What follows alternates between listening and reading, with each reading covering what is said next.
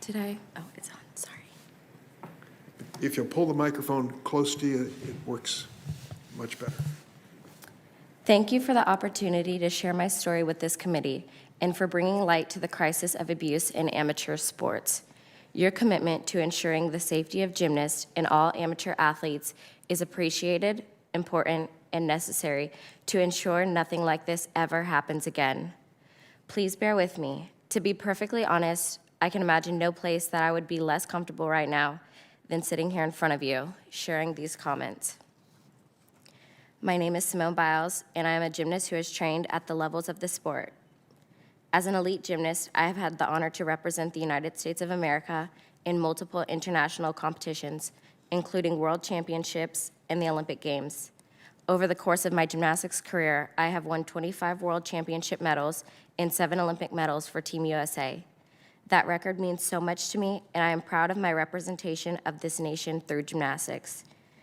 I am also a survivor of sexual abuse, and I believe without a doubt that the circumstances that led to my abuse and allowed it to continue are directly the result of the fact that the organizations created by Congress to oversee and protect me as an athlete, USA Gymnastics and the United States Olympic and Paralympic Committee failed to do their jobs.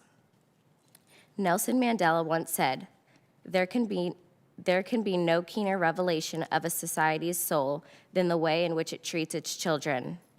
It is the power of that statement that compels and empowers me to be here in front of you today. I don't want another young gymnast, Olympic athlete, or any individual to experience the horror that I and hundreds of others have endured before, during, and continuing to this day in the wake of the Larry Nassar abuse. To be clear, Take your time. To be clear, I blame Larry Nassar, and I also blame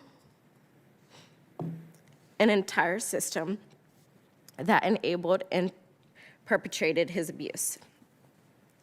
USA Gymnastics and the United States Olympic and Paralympic Committee knew that I was abused by their official team doctor long before I was ever made aware of their knowledge.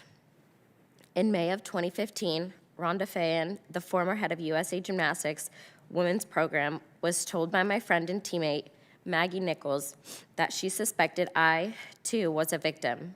I didn't understand the magnitude of what all was happening until the Indianapolis Star published its article in the fall of 2016, entitled, Former USA Gymnastics Doctor Accused of Abuse.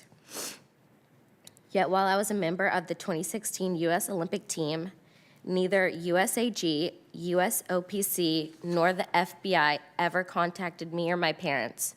While others had been informed and investigations were ongoing, I had been left to wonder why I was not told until after the Rio Games. This is the largest case of sexual abuse in the history of American sport.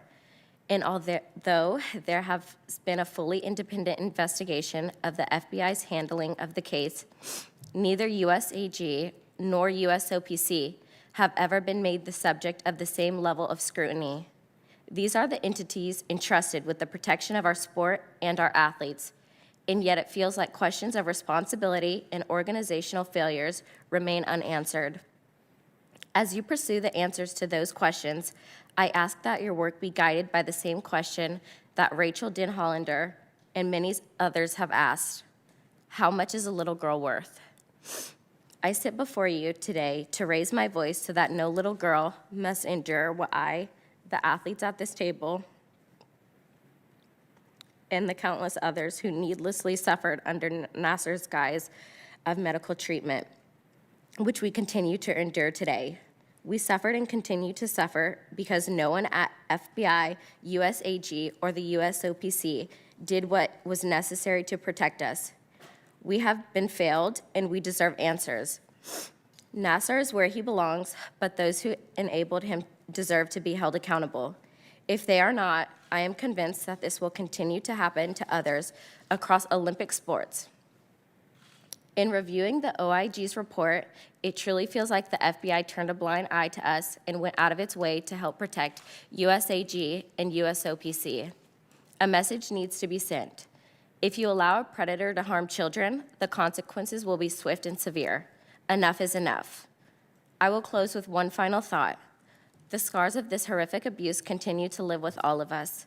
As the lone competitor in the recent Tokyo Games who is a survivor of this horror, I can assure you that the impacts of this man's abuse are not ever over or forgotten. The announcement in the spring of 2020 that the Tokyo Games were to be postponed for a year meant that I would be going to the gym, to training, to therapy, living daily among the reminders of this story for another 365 days. As I have stated in the past, one thing that helped me push each and every day was the goal of not allowing this crisis to be ignored. I worked incredibly hard to make sure that my presence could maintain a connection between the failures and the competition at Tokyo 2020. That has proven to be exceptionally difficult burden for me to carry, particularly when required to travel to Tokyo without the support of any of my family.